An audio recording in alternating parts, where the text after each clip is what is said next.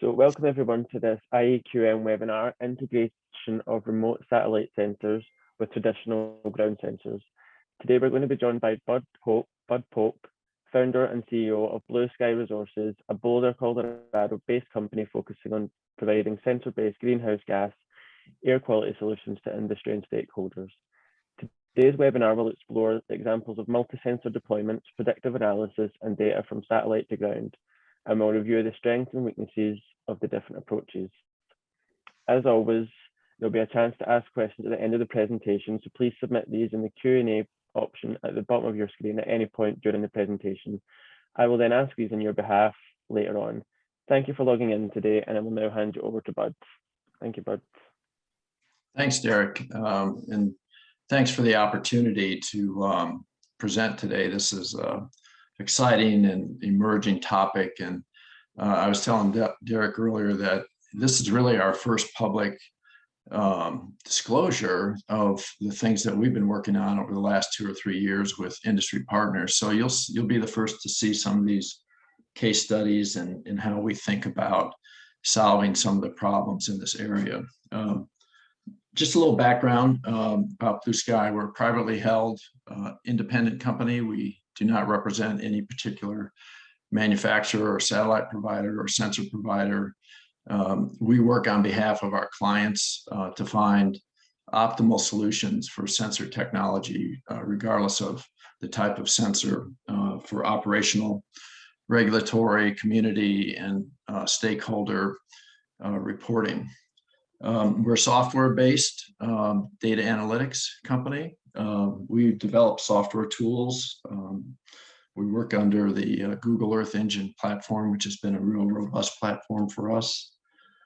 Some of the things that we talk about with our industry partners are why are sensors important today and going to become more important in the future. And there's really 3 or 4 categories. One is just flat out operational efficiencies.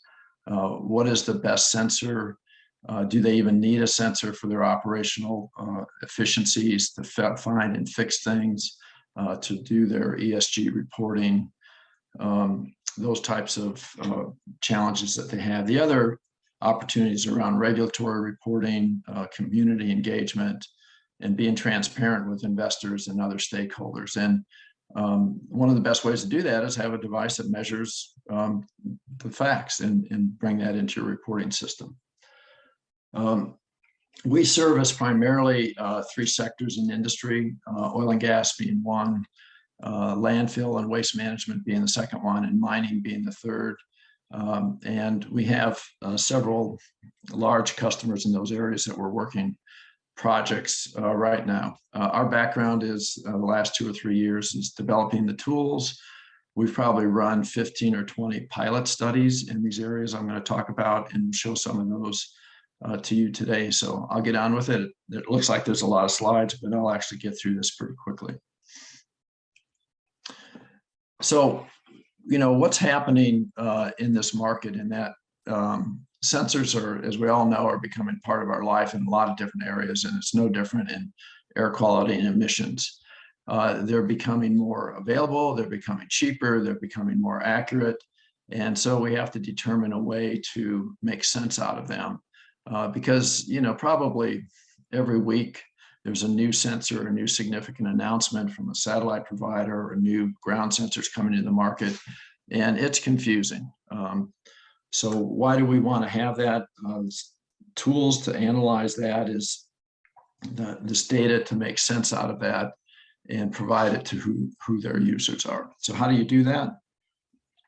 So a little contextual information in terms of the types of sensors that we look at and are coming in the market. This clearly isn't a comprehensive list, but it's the ones that jump out at us. There's a number of satellite providers coming into the market. The interesting thing about this slide is satellites typically are, you know, monthly, weekly at best. And so you're going to see measurements that get into the hourly basis, or at least attempts. As we all know, satellites don't always get an image on every attempt, although some people try to present that as such. An hourly or a daily measurement doesn't mean that you're going to get something, but it does mean you're going to have a better chance of getting a sensor from space. This is kind of, if you put that on a chart, the escalation of not only the types of sensors that are out there, but the quantity of the different types of gases that they're measuring, all the way from methane to ozone to particulate matter. And it's getting bigger and bigger out there. And so how do you take two measurements from one satellite or two measurements from a ground sensor and make sense out of them? This is a background chart also contextually for ground sensors. And, the sensors ground measurements just a few years ago were, $100,000, $300,000 for, scientific grade type sensor measurements. Now you can get sensors anywhere from a couple $100 that, aren't bad for certain types of usage to, $5,000 or $10,000. And the way we look at these is that how quickly can you get the data off that sensor and in what format? And that's an important item in terms of monitoring, which is a focus that we have. Do they have an API? Are they connected to the internet? Can we read it by the second? Yes, we can. Can we read it by the day? Yes. But those are things that are considerations as you look at different sensor configurations. This is ground sensor networks that are available out there. These are public and private. These are just a few of them. But as you can see, they're getting denser and denser globally. There's ground sensor networks over UK and Europe. And they're from a variety of folks out there that are representing their sensor and the types of measurements. But anywhere from NO2 to VOCs, these sensors are measuring. And they're cheap enough and easy enough to access that the public has their hands on a lot of this, which is great. So jump into the cases real quickly. This is oil and gas and example in the Middle East. This is a case where the client was using sensor canisters to record data over a pretty wide area. In this case, there's 10 sensors placed out there for a couple weeks at a time, measuring anything from NO2 to SO2 to particulate matter to methane. And, you go out and download the data off the canisters and see what they say. And then, at the same time, we're monitoring that same site using a number of satellites, publicly available satellites, just to see what they could see. And this is interesting because on this particular block, the ground measurements were not seeing very high levels of those gases. And from satellite, we couldn't see any measurements that stuck out for these particular satellites from those sensors that well. But in a nearby block, we just happened to find a pretty large source of NO2, and we thought, well, we'll take a look at that. So we can bring up a map and see that there was a site there that possibly was a source of that NO2. So it's kind of an interesting way to look at not only what are you doing in your area, but what's the neighbor next door doing, and is that impacting your block? This is another case from satellites. This is just aerosol.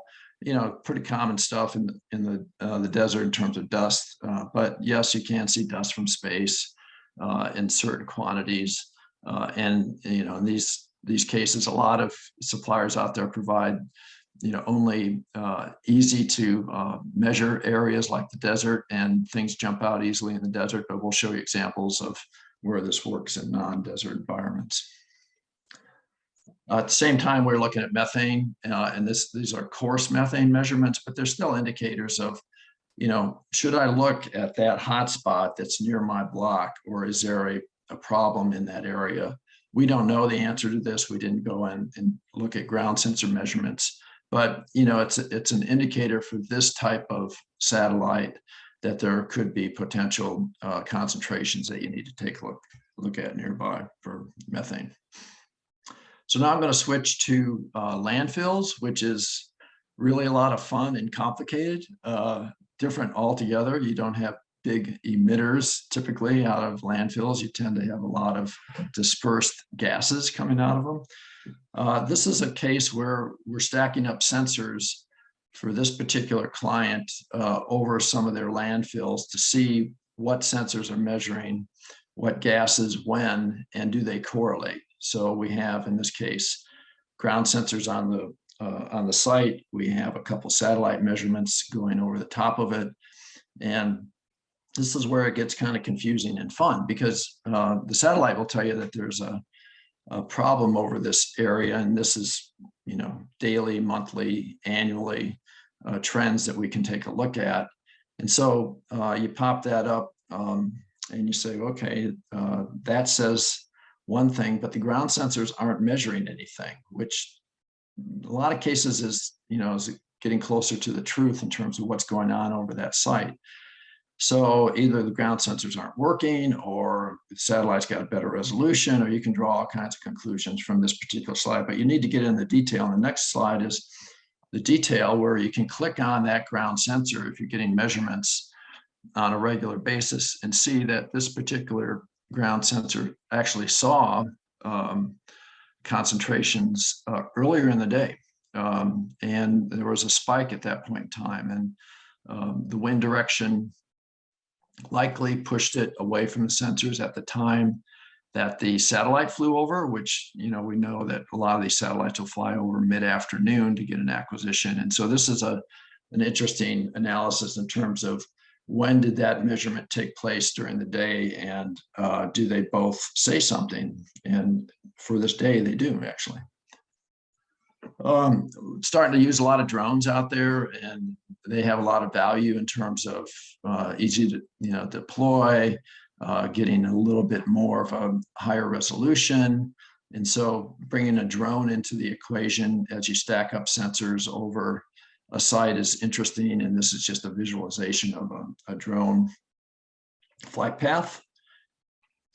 But with that, you can start identifying hotspots, and whether it's in this case it's a SEM measurement, which stands for surface emissions monitor, where you have a person out on the site walking around taking measurements on a regular basis. In this case, the US, typically it's a quarterly regulatory requirement, and if you find problem areas, you got to fix them within a certain period of time and then remeasure them. But we can overlay the drone measurements and really see what sensor is getting the best reading, the more accurate reading around emissions.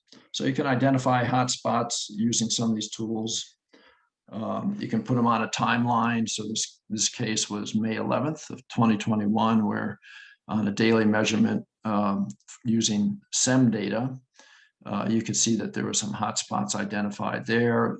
If you're tracking it on a daily basis or an hourly basis, you can see what happens after that. And that's a very important item to report for community regulators, operational efficiency. And then 8 days later, there's not a problem there. So we've done something in that 8-day period to fix the hotspots that were remeasured in that time frame. Interesting enough, though, it's kind of interesting because then on the same bar chart, they did another SEM measurement a few days later, and there's some hot spots, but the long tail after that looks like they finally got them fixed, at least for a few-week period. But this is the kind of data that I think is really valuable out there. I'm going to shift a little bit and some mining examples here. Mining has a number of different challenges, from dust to methane to NO2, and you name it. This one is using a different type of sensor, and this is using MET data, or meteorological and wind data.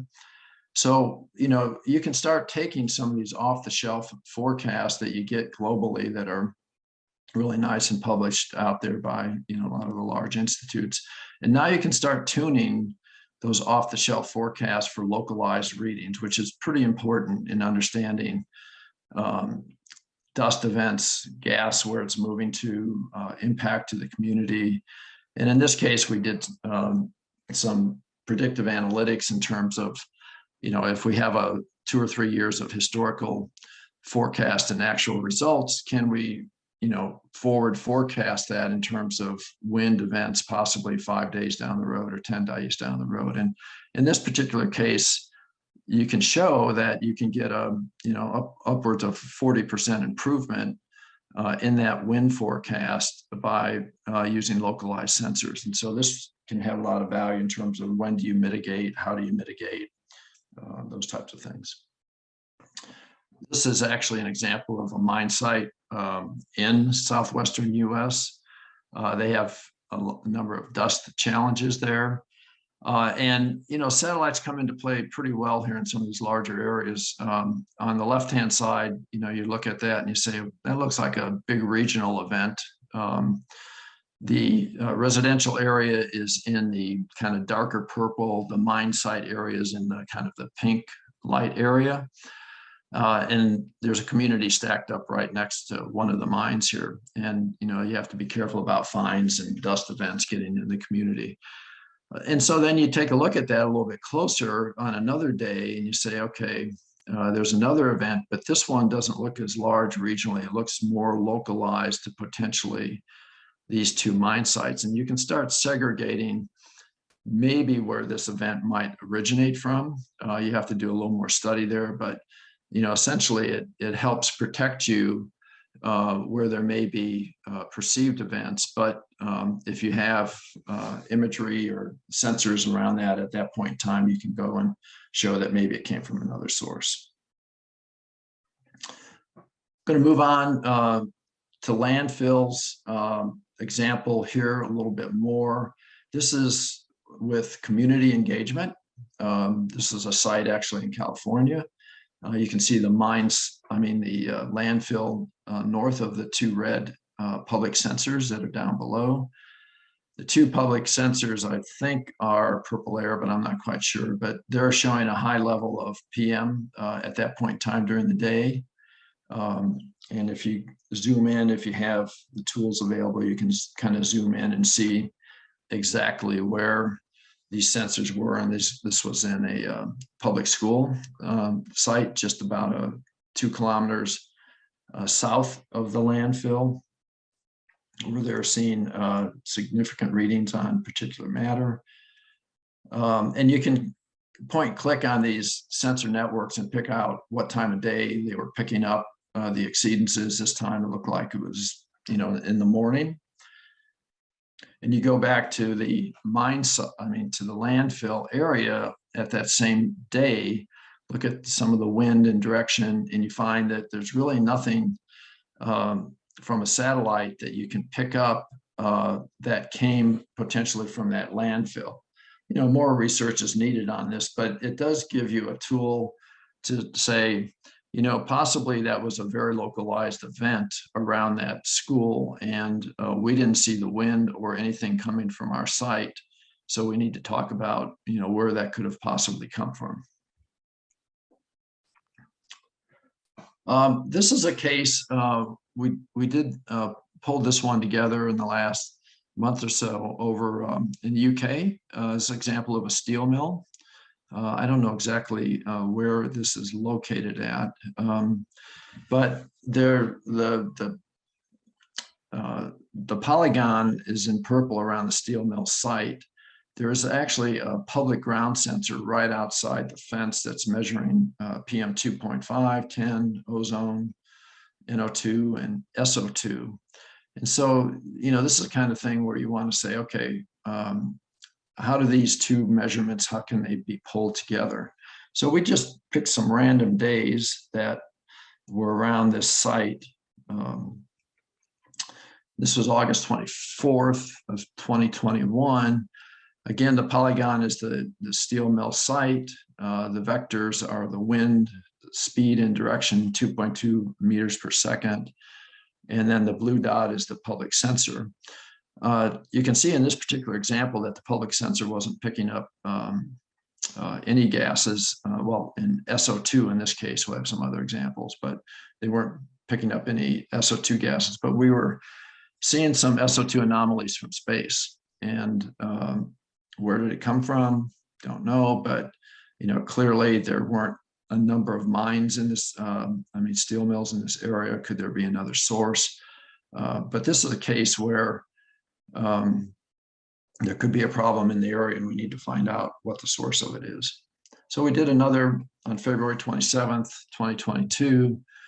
This was NO2 And again, the public ground sensors down there by the mine site in the purple polygon, the winds going northwest, a little bit stronger. There's city up there with about 250,000 population, Swansea, and there's Port Talbot population south east of the site, about 35,000 folks. And fair amount of NO2 that we can detect from space. Could be just generated from the urban area, could be, who knows. But clearly it's something to investigate that this particular ground sensor was not picking up. Then we looked at another one on January 20th of this year. Same thing, only this case, the wind's blowing north to south, away from the steel mill, and it's a pretty significant NO2 measurement that we're getting from space. You can see the graph on the lower left on the ground sensor really isn't picking that up. And we have to figure out potentially where better ground sensor placements could be. That's one of the great uses of this tool, is that you can sit down with a client and say, you know, based on prevailing winds, based on community engagement, you know, we recommend that you have sensors placed in this types of area measuring these types of gases on this type of regular basis. And you really need to bring measurements from multiple sources together in order to have that kind of conversation to figure out fence line monitoring and community communication. So wrap up here, you know, integrating sensors. There's no one sensor that will, you know, give you the full story. You really need multiple sources, and you need tools to bring them together to communicate. We believe monitoring is the way to go. Monitoring is, you know, if you can get it minute by minute, hour by hour, that's even better. It helps minimize emergency costs that could take place if you're a lot more proactive and you know what's going on before everybody else knows what's going on. It's always nice to get a lot of that stuff corrected in advance. And, you know, the number of sensors that are available out there, as you saw earlier, vary all over the lot in terms of pricing and capability. We do know that, you know, my forecast on sensors and data coming from satellite is that the cost is going to fall substantially, and the quantity and the measurement, the quality is going to go up. And that's certainly over the course of the next 3 to 5 years. So there's a big initiative with DARPA in the US to fund research around bringing new low-cost sensors to market. And we're starting to see some of that come into the market even now, that hopefully will fold into the regulatory requirements as well. That's it on the pitch. I wanted to thank IES Events Group and the group IAQM there. This is fun stuff for us. We haven't really talked about this publicly, and willing to take any questions. We have some great partners. You know, we clearly don't do this on our own. Stantec's been a great partner of ours from a number of ways. Google has been a really good partner, tech partner. And then we have sensing partners that are out there that we work with just in terms of formats and data. We started the company out of a research commercialization collaboration that I started at the University of Colorado about 4 years ago. And we brought university researchers, suppliers, and industry together and talked about how to solve industrial problems at that point in time. And there's a lot of hardware that came out as a result of that. We started our company based on data and analytics around a lot of the requirements. So thank you very much. Great, thanks for that, Buzz. We have one question that's come in. Just a reminder, if anyone else does have any questions, if you just pop them in the Q&A box. So the first question is, how do the satellite sensors work? Are they monitoring ground level pollutants? Can they monitor at other heights? Yeah, they basically, you know, they get a column of measurements, and, you know, I'm not the expert on exactly how that column pulls out, but yes, we can get ground or near ground measurements, and then it becomes a column of the gases that go up through I believe, the troposphere at that point in time. So there's a number of different heights on what you can measure from satellite in concentrations. Perfect. Someone else is saying that they missed the start. Was the averaging kernel of the tropomi discussed in relation to the comparison with the ground-based instruments? My understanding is that tropomi measures more of the total atmospheric column at 10 to 20 kilometers altitude and a little at the surface. Hence, it is not accurate to compare directly to the ground-based instruments unless ground-based FTS are used. Do you have any? Yeah, these, like I said, one tool doesn't fit all. They complement each other. Tropomi has, some good regional capabilities. Some of the examples I have are in regional. I believe they're actually a 5 by 7 kilometer pixel. So, trying to get a tropomi to correlate on a emissions measurement on the ground is tough. A lot of people are working on that right now. We'll see what comes up in the next few years, but it's not, to verify a satellite that coarse with something on the ground is a research project. Great. The next one is, what types of issues arise when attempting to get data into databases? Are there different formats or database structures, schemas that are required? Yeah, that's the secret sauce in terms of how do you bring all this data together in this, similar formats. How do you get them to correlate pixels? How do you update it on a proactive basis where it just updates automatically? A lot of those tools, honestly, are used out of the Google Earth Engine platform, where they have hundreds of data sets that are correlated on a regular basis, and we use a lot of those in our tool. Perfect. How is the satellite data aligned accurately with the ground sensors? Do the ground sensors work in the same way? Do they collect from different local areas and volumes? Yeah, each one of them, each one of these sensors measures something different. A ground sensor can measure concentrations, and many of them are starting to measure actual emission rates right now. And so, as we know, the difference between the concentration and the emission rate is quite a bit different to determine how to calculate those. I think that, it depends what the client wants. Ultimately, a lot of them want to get to an emission rate, but concentrations have a lot of value too in terms of engagement with communities, and so I think you'll see a movement towards emission rates for reporting purposes, but I wouldn't throw out concentrations as something not of value. Okay, great. We will soon have a new statutory standard for ambient PM 2.5 in the UK. It looks like there is relatively little current provision for this pollutant. How quickly is this developing? I'm sorry, could you repeat that? Sorry. Yeah, of course. We will soon have new statutory standards for ambient PM 2.5 in the UK. It looks like there is relatively little current provision for this pollutant. How quickly is this developing?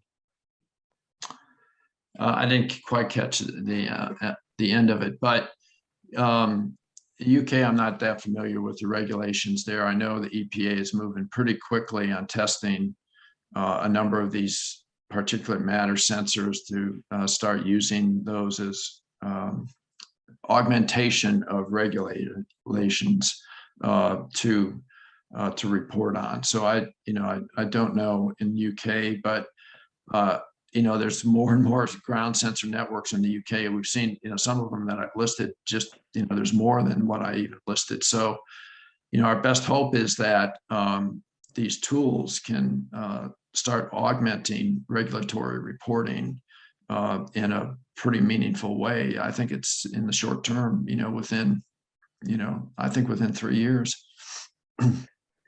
Great, thank you for answering those questions. That seems to be it for the questions. So thank you for your presenting again. That's it from us today. Thank you everyone for logging in, and I hope you found that beneficial and informative.